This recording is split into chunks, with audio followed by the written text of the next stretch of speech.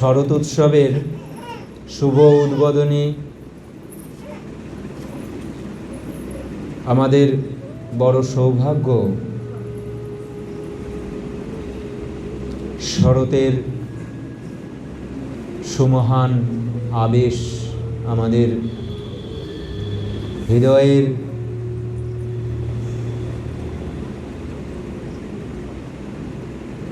রঙিন আভায় আমরা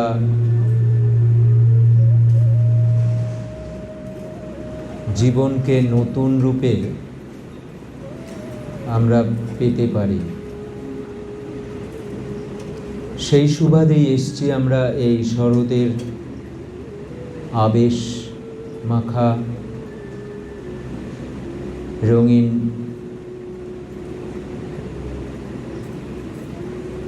হতে। জীবনের অনেক ঘাত প্রতিঘাতের ভেতর থেকে আমাদের চলতে হয়। আমাদের জীবন কেমন হওয়া উচিত,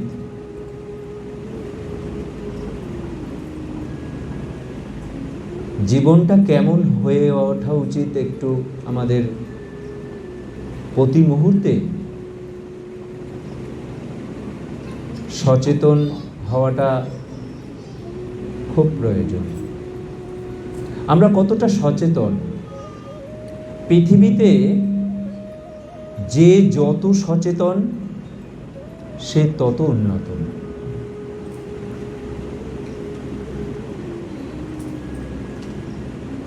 সচেতন হতে গেলে কতটা গুণী হওয়া প্রয়োজন।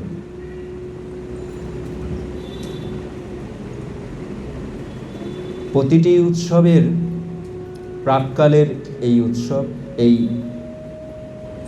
গুণের উপাসনা, করুণা গুণ। তিনি করুণা করলেই আমরা প্রতিটি যে গুণের উপাসনা করব 3 দিন ধরে, তা সুচারুরূপে করতে সমর্থ হব। তিনি প্রতি মুহূর্তে করুণা করছেন, আমরা না চাইতেই তিনি দেন, দিয়ে রেখেছেন। আমরা অভাগা। আসলে গুণী হতে আসাই মূল উদ্দেশ্য পৃথিবীতে। আমরা কতটা গুণী হতে পারছি? আর গুণী হওয়ার জন্য আমাদের কি কি করা কর্তব্য? গুণী হওয়ার জন্য আমাদের কর্তব্যটা কি? দোষ বর্জন যদি না করতে পারি, গুণী কখনো হতে পারবো না। উন্নত সাধকের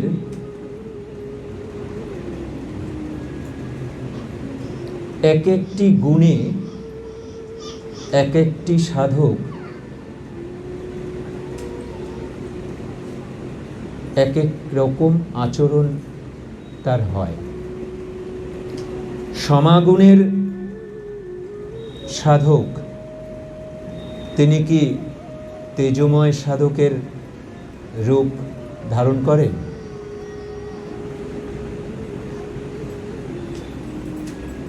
যিনি ক্ষমা করেন তার ভেতরে কি প্রেম নেই? অবশ্যই আছে। করুণা নেই? অবশ্যই আছে। করুণা ছাড়া তো ক্ষমা করা যায় না, প্রেম ছাড়া তো ক্ষমা করা যায় না। সব গুণ ক্ষুদ্র ক্ষুদ্রভাবে আছে। আমি যে শব্দগুলো প্রয়োগ করছি এখানে, আবার বলিনি, আমি যেভাবে শব্দগুলো প্রয়োগ করি তা কিন্তু সচরাচর বাঙালি সমাজের ভেতরে তা উচ্চারিত হয় না। প্রকৃত শব্দ ঠিক মতন বাঙালিরা উচ্চারণ করে না, এটা বিকৃতি শব্দ হয়ে গেছে। যেমন মহাত্মা, তয় ময় আছে কিন্তু সেটাকে আর বলা হয় না, তাই মহাত্মা তয় তয় নেই কিন্তু তাও বলা হয়। এটা মিথ্যা। তার মানে বাঙালিরা কথা বলে মিথ্যা। তারা গুণী হবে কি করে? গুণী হতে গেলে শব্দ আগে সঠিকভাবে ব্যবহার করতে হয়। এরকম অনেক শব্দ আছে যা বিকৃতি শব্দে পরিণত হয়েছে, সেটাই সকলার হৃদয়ে গেঁথে গেছে, এমনভাবে গেঁথে গেছে যে ওটা ছাড়া আর ভালো লাগে না। যেমন কল্পিত ছাড়া আর ভালো লাগে না, কল্পিতটাই ধর্ম। কল্পনা মাত্র মিথ্যা, মিথ্যা মাত্র পাপস্পর্শ হয় জানিবে। কিন্তু ওই জানিবেই শব্দ শুনলাম, জানার ইচ্ছা রইল না। আমি যেমনটি করি আমি তেমনটি করি, এটাই ধর্ম। তাই উপপতিরতা প্রায় উপধর্ম পাপময়, ধর্মবোধে অধর্মের সাধনা হিরত হয়। কিন্তু গুরুর অভাবে ধর্মাকাঙ্ক্ষার প্রভাবে অধর্মের, ওটা অধর্ম। অধর্ম কেন? অধর্ম কেন? অধর্মের ধর্ম ভেবে অনেকে যায় নিরয়, নরকে যায়। যারা কল্পিত ছবি মূর্তি নিয়ে পুজো করে, আমি সত্যধর্মীদের বলছি, বাইরের যারা আছে তারা জলের সন্ধান যেদিন পাবে সেদিন আসবে, আমি তাদের জন্য বলবো। এখন যারা ভেতরে আছে আমি তাদের জন্য বলছি, কল্পনা মাত্র মিথ্যা, মিথ্যাবাদ মাত্রই পাপস্পর্শ হয় জানিবে, তাই নরকে যাবে। আর পাপ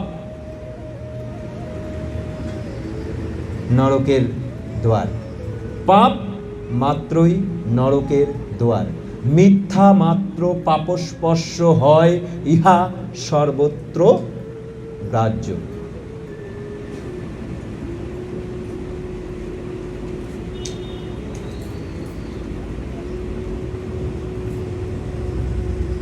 গুরুদেব একটা কথা বলেছে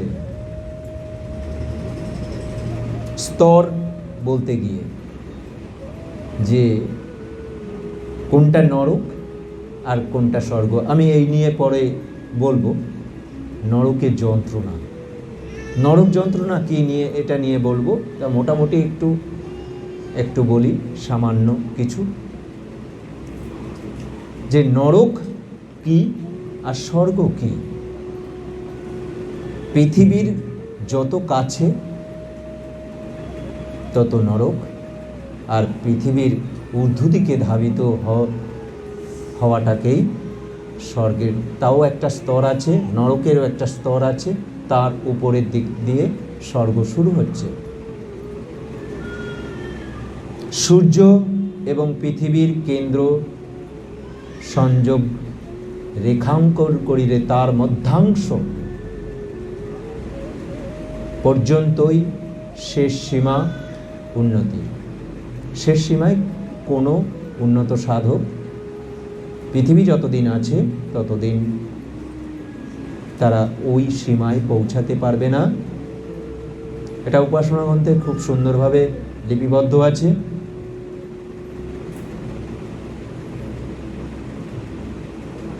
এই পৃথিবীর কেন্দ্রস্থল যারা, সেখানে নরক। এবার একটু সামান্য কয়েকটা কথা বলি।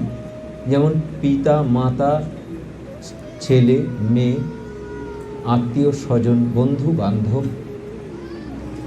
কারো যদি মৃত্যু হয় বা রোগাক্রান্ত হয়েছে, দুঃখ যদি আসে, তাহলে নরকগামী অবধারিত। তার মানে কেন বলছে? বলছে ভীম রূপ পাপ। গুরুদেব বলছে এই যে আকর্ষণ, না আকর্ষণ বোঝো, তুমি এখান থেকে ঊর্ধ্বদিকে ধাবিত হচ্ছ না, তার মানে আকর্ষণ করে রেখে দিয়েছে। ঠিক তেমনি তুমি ওই মোহের বশে, তার মোহের বশে, সে আমার ছেলে, সে আমার মেয়ে, সে আমার বাবা, সে আমার মা, এই যে আকর্ষণ, এই আকর্ষণ পৃথিবীর কাছাকাছি টেনে ধরে রাখবে তোমাকে, তোমাকে ঊর্ধ্বদিকে যেতে দেবে না। তাই বলছে ভীম রূপ পাপ। ভীম রূপ পাপ, পাপ মাত্রই নরকে যাবে। ভীম রূপ পাপ, এটা নিয়ে বিস্তারিত বলবো পরে। যাই হোক, আমাদের কর্তব্যটা কি? আমাদের কর্তব্য নিজে গুণী হওয়া। কিভাবে গুণী হব? গুণী হতে গেলে নিজের দোষ বিসর্জন দিতে হয়। নিজের দোষ যত বিসর্জন দেওয়া যাবে তত গুণী হওয়া যাবে। এখন বিসর্জন দেব কি করে? আমাকে বিসর্জন দেওয়া শেখাবে কি করে? কে শেখাবে? গুরু। গুরু বিনা উন্নতির সুদূর পরাহত। উন্নতি করতে গেলে গুরুর প্রয়োজন হয়, শিক্ষার প্রয়োজন হয়।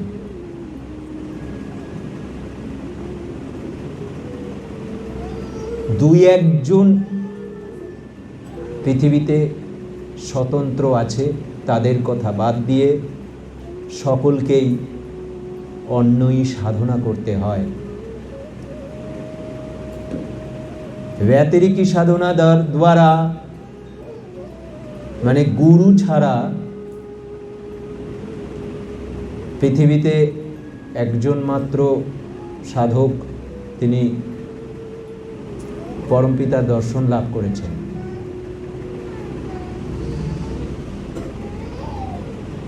তিনি গুরু পাননি।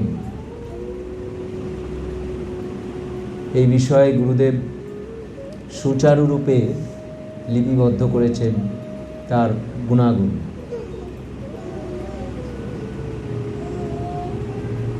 অপরিসীম ওভাবে হয় না, মানে যেটা সম্ভব না প্রায়, সেই অসম্ভব সম্ভব তিনি করেছেন। কিন্তু সকলেরই শিক্ষার প্রয়োজন আছে।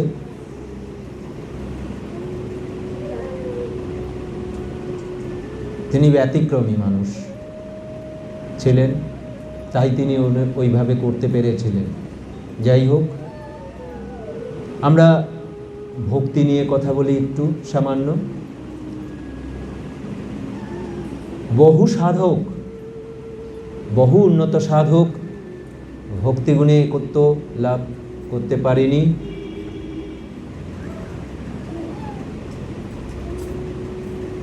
আমিও পূর্বজন্মে ভক্তিগুণে একত্ব লাভ করতে পারি নাই।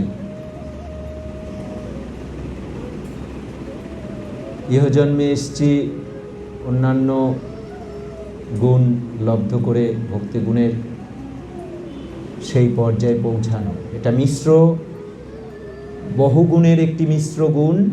এই মিশ্র গুণের একত্ব এ অপরিসীম একটি গুণ, মিশ্র গুণ, মিশ্র কোমল গুণ।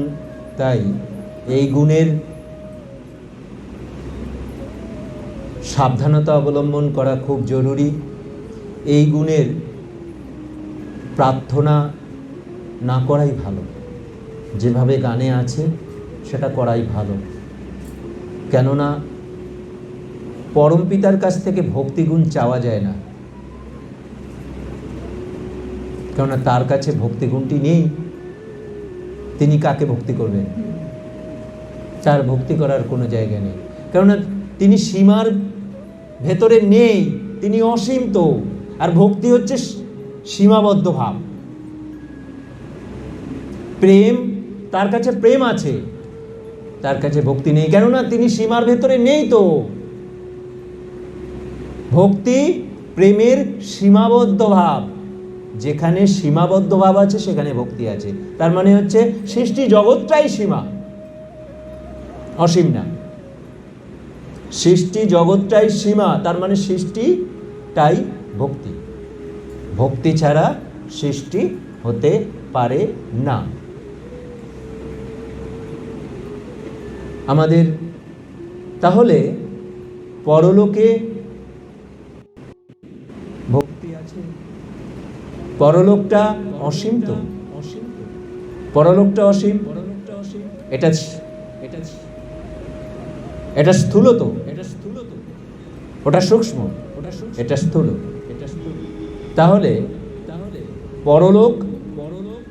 পরলোকে আর ভক্তি ছাড়া দীক্ষা হয় না। ভক্তি যদি না থাকে দীক্ষা সম্ভব না। আর পরলোকে দীক্ষা হয় না।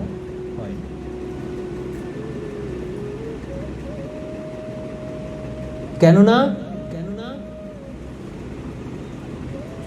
সেখানে ভক্তিগুণটি নেই।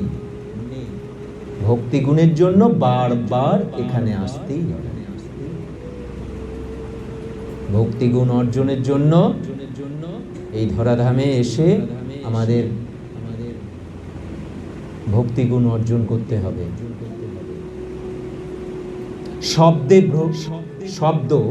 শব্দতে ভক্তি হয়, জানো, মা বলার সাথে সাথে ভক্তি বেড়ে যায়। এই যে শব্দগুলো আমরা যে প্রয়োগ করি, আমি এই জন্যই প্রথম থেকে বললাম, প্রথমেই একটা কথা বললাম, বাঙালিরা বেশি শব্দ নিয়ে বিশ্লেষণ করে না, উচ্চারিত শব্দ ঠিক ঠিক প্রয়োগ করে না। বড় অভাগা আমরা, নিজেদের বলি বড় জ্ঞানী, কিন্তু উচ্চারণ সঠিকভাবে উচ্চারণ আমরা করি না। দীক্ষা, তাহলে দীক্ষা যদি বলে সবাই, তাহলে পরীক্ষা আর দীক্ষা দুটো শব্দ কেন আলাদা?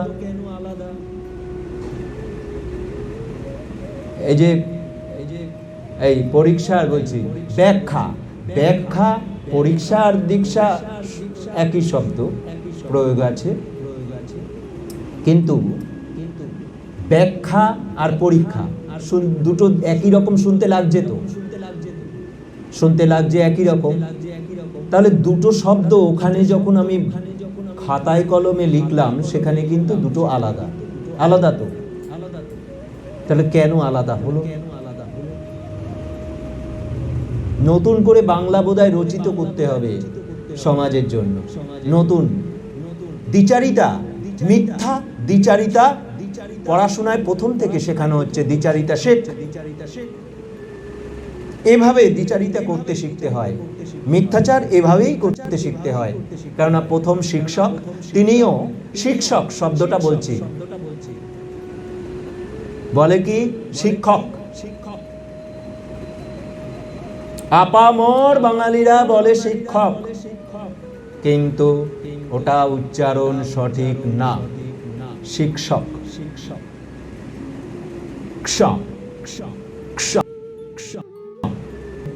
কেউ করে না, দুই একজন মানুষ, বিচক্ষণ মানুষ তারা করে, যারা বুঝেছে। উড়িষ্যায় যাও, শব্দ কখনো একটি রাষ্ট্র থেকে আরেকটি রাষ্ট্র শব্দ কখনো পরিবর্তন হয় না। তোমার নাম বিশ্বজিৎ, তুমি যদি ল্যাটিনে যাও সেই বিশ্বজিৎই বলবে, তুমি যদি হিন্দিতে বলো সেটা বিশ্বজিৎই ভাবে, বাংলায়ও বিশ্বজিৎ। নিশ্চয়ই ওটাকে উচ্চারণ আলাদা হয়ে যাবে না, এটা হয় না কখনো। যারা করে তারা ভুল করে, কেননা শয় বয় আছে, তাই দুটো শব্দ উচ্চারিত হতেই হবে। বিশ্বজিৎ, সবাই কি বলে? বিশ্বজিৎ। তাহলে সেইভাবেই লেখো, দরকার কি?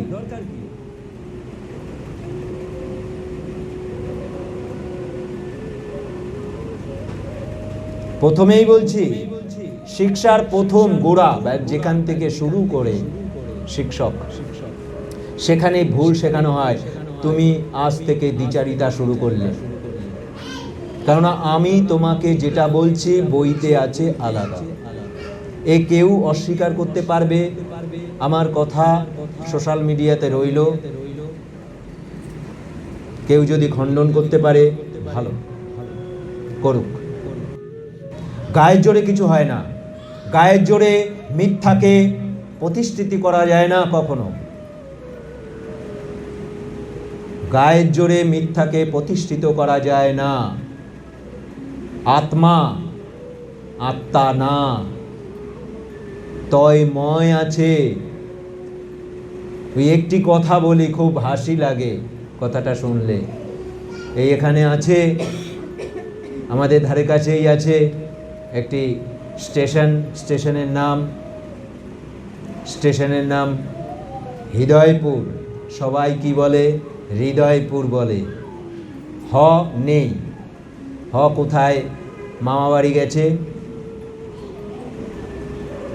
তাহলে তো এবার বলতেই হয়, কৃষ্ণকে কৃষ্ণ বলতে হয়। সেখান থেকে সহাবিষ মামা বাড়িতে যাবে ঘুরতে, এটাই তো হওয়া উচিত। যদি হৃদয়পুরকে হৃদয়পুর বলে, তাহলে কৃষ্ণকে কৃষ্ণ বলতে হয়। দেখি কত বড় পণ্ডিত চারিদিকে। এই জন্য বলছি, উচ্চারণ যদি সঠিক না হয় তাহলে উন্নতি অসম্ভব। উচ্চারণ সঠিক হতে হয়, তাহলে ভক্তি ঠিক জায়গায় আসবে। যত শব্দকে সুন্দরভাবে প্রয়োগ করতে শিখবে, তত একাগ্র হবে। একাগ্রতা প্রবন্ধে আছে। তুমি যদি সঠিকভাবে উচ্চারণ করতে পারো, তাহলে তোমার একাগ্রতা হবেই হবে। তুমি অন্য কোনো চিন্তায় আসতে তোমাকে দেবে না ওই উচ্চারণের শক্তি। সকলেই সচেতনভাবে প্রতিটি শব্দ প্রয়োগ করতে হবে, যাতে আমার হৃদয়ে কখনো কলুষিত না হয়। সাবধানতা অবলম্বন খুব জরুরি। জীবনে আমরা প্রতি পদে আমরা সুন্দর যাতে করতে পারি, জীবনকে মধুর করতে পারি, তার সুচারু ব্যবস্থা আছে। আমি এখানে একটি কথা বারবার বলি, অনেকের ভালো লাগে না, কেননা এত সত্য শুনতে ভালো লাগার কথা না। যারা মিথ্যার প্রবঞ্চনার ভেতরে থাকে, যাদের জীবনটাই শুরু হয় মিথ্যা দিয়ে, তারা আমার কথা ভালো লাগবে না তাদের। আজ আসলে মিথ্যা থেকে তুলে আনলে না, এই একটি গল্পের কথা মনে পড়ে। এটা বারবার অনেকবার জায়গায় শুনেছি। দুই বন্ধু, এক গোবরে পোকা আর মধু পোকা, দুজনের বন্ধু হয়েছে। দুজন দুজনকে নিমন্ত্রণ করেছে। মধু পোকা গেছে গোবরে পোকার কাছে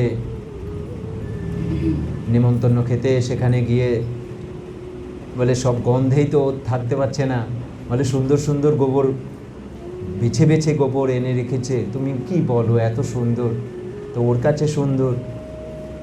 কাছে সুন্দর না, ও তো গন্ধেই থাকবে না। তুমি আমার বাড়িতে যেও, আমি কত সুন্দর যে খাবার আমার তুমি কল্পনাও করতে পারবে না। তো গোবর পোকারে গেছে সেখানে নিমন্ত্রণ খেতে। সেখানে গিয়ে দেখে, খেয়ে বলে কি, ওই মধু খেয়ে বলছে কি যে একই তো। গোবরে পোকা মধু খেয়ে বলছে একই তো। তখন বলছে কি, মানে আমি গন্ধে টিকতে পারিনি, আর মধুর গন্ধ তো খুব ভালো, আর একই কি করে হয়? তখন বলছে তুমি মুখটা হা করো তো। তখন হা করে দেখছে কি যে ওখানে ও বাড়ি থেকে গোবর মুখে দিয়ে এসছিল। আসলে কি এই কথাটার তাৎপর্য কি? এই গল্পটার তাৎপর্যটা কি? ওই যে যারা কল্পিত ছবি মূর্তি নিয়ে পরম্পরা এবং রক্তজ পরম্পরা, অভ্যাস, সেগুলোর জন্য এই সত্যের মধু, সত্যরূপ যে মধু, সেটা পান করতে খুব কষ্ট হচ্ছে। তাই তো গুরুদেবের কথাগুলো এতদিন সুচারুরূপে পালন হয়নি।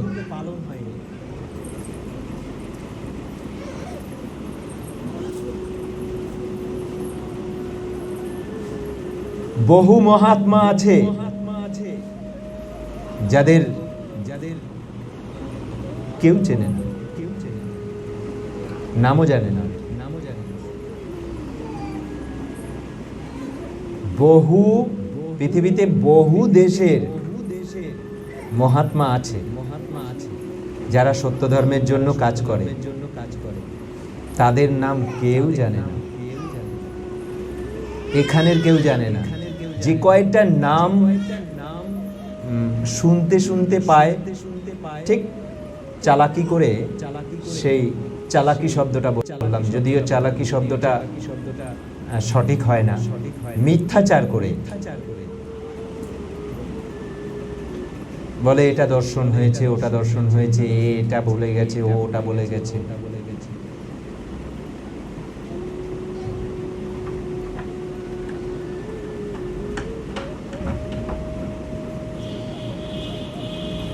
এই জায়গাগুলো হয়ে এসছে এতদিন ধরে।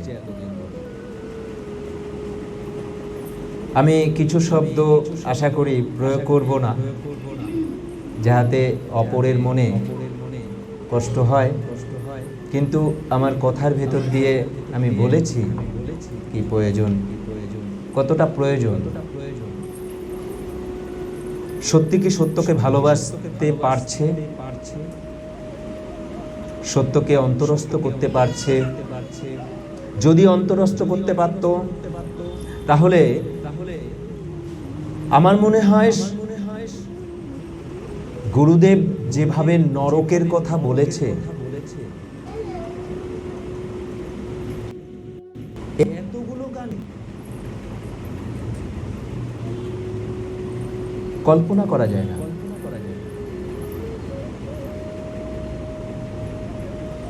যারা ছবি মূর্তি নিয়ে থাকে তারা নরকে যাবে, গুরুকে যারা পরমপিতার আসনে বসিয়ে ফেলেছে তারা নরকে যাবে।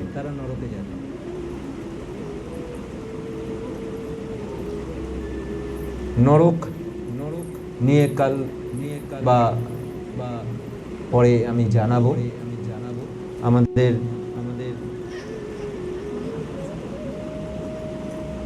এই আমরা উৎসবে এসেছি, এতদিন যেভাবে হয়েছে, এতদিন যেভাবে চলেছে, যেভাবে চলেছে সেভাবে আমাদের চললে হবে না। আমি শ্রাবণ উৎসব থেকে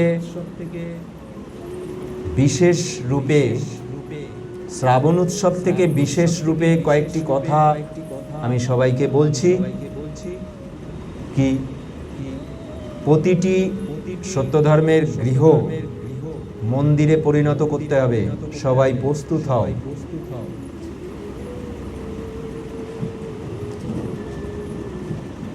গুরুদেব তো অনেক বড় কথা বলে গেছে,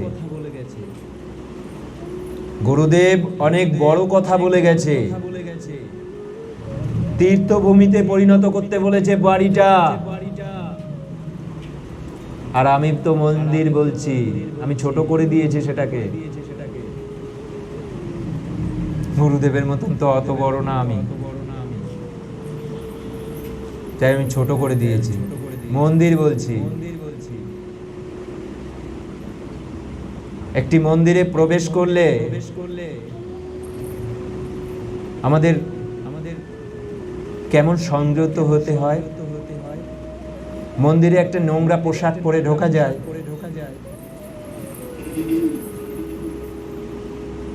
মন্দিরে নোংরা আবর্জনা থাকবে, মন্দিরের ভিতরে কলুষিত কাজ হবে, নিকৃষ্টতম কাজ হবে, হয় সাবধান, নরক অবধারিত। সকলকে আমি সাবধান করছি, সকলে যাতে তীর্থভূমি পরিণত করতে পারে প্রতিটা গৃহ। তার জন্য আমি কি করতে হবে, গৃহ কিভাবে মন্দিরে পরিণত করা যায় সেটা আমি বলে দিতে পারি। এবং মন্দিরে যে ঢুকবে বা পাশ দিয়ে যাবে, মন্দিরের পাশ দিয়ে গেলে তোমার শ্রদ্ধা গুণ বাড়ে না কমে? মন্দিরের পাশ দিয়ে গেলে একটা তোমার পবিত্র ভাব আসে তো। কোনো জায়গায় হয় না, সেটা বিষয়টা আলাদা। কিন্তু মন্দিরে প্রবেশ করলে তার যে নিয়ম, সেটা কিন্তু সত্য ধর্মের অনুকূলে সেগুলো সুচারুরূপে পালন করতে হবে। একটি কথা বলি,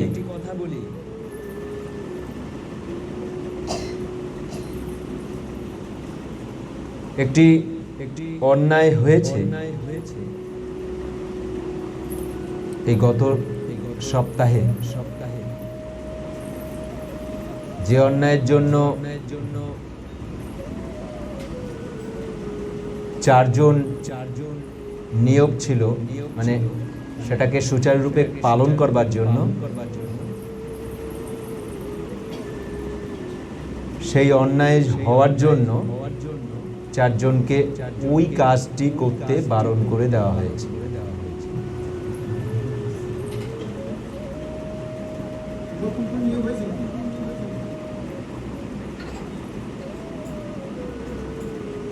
গুরুদেব না জানালে আমি কিচ্ছু করতে পারি না, আমার কোনো স্বাধীনতা নাই। গুরুদেব যেমন ভাবে তিনি চালান, আমি সেইভাবেই চলি। যন্ত্রণা কাকে বলে? যন্ত্রণা কাকে বলে যদি তুমি উপলব্ধি না করতে পারো, তুমি কখনোই সেই যন্ত্রণা থেকে তুমি মুক্ত হতে পারবে না। তোমার সন্তানের যন্ত্রণা তোমার যন্ত্রণা এক হবে না, তোমার যন্ত্রণা বেশি হবে।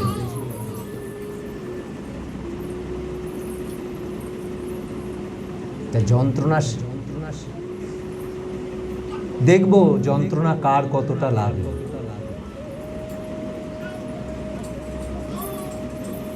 ওই 4 জনার দেওয়ার জন্য, সেই কাজটি দেওয়ার জন্য 4 জনার, আরো 5 জনার 10 জনার কষ্ট হয়েছে।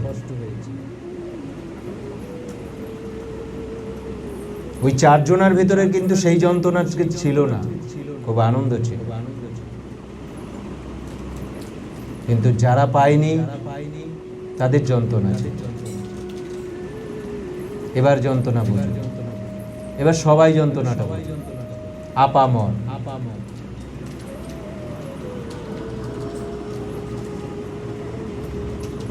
আমি আর বেশি বলবো না, আর কয়েকটি কথা বলি সামান্য, খুব তাড়াতাড়ি। আমরা রাস্তা এই আশেপাশে কেউ যেন ঘোরাঘুরি না করে, বাচ্চাদের ভেতরেই রাখবে। আর